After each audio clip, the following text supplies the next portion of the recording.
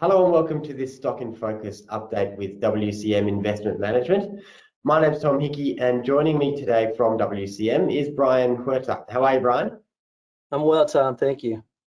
Fantastic. Today we're going to be talking about a company called Taiwan Semiconductor. Can you tell us a bit about what they do?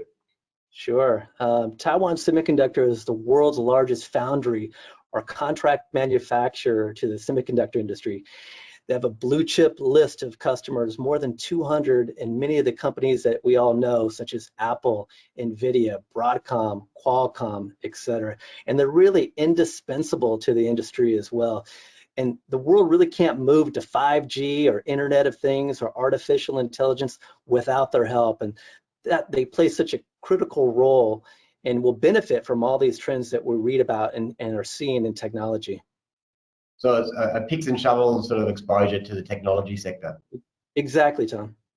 Yeah, and what's the competitive advantage like, and how do they fit into the WCM investment criteria of having a growing competitive advantage? Yeah, it really starts from their scale, the manufacturing scale, and their free cash flow and what it means to their R&D budgets.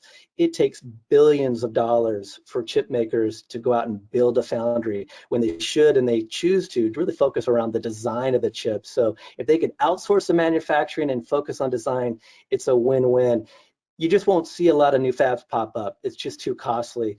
Taiwan Semi continues to generate a lot of free cash flow, enables them to invest in the bleeding edge technology. They're able to achieve scale and efficiency because of it. And as years pass on, they just continue to expand their moat as a result.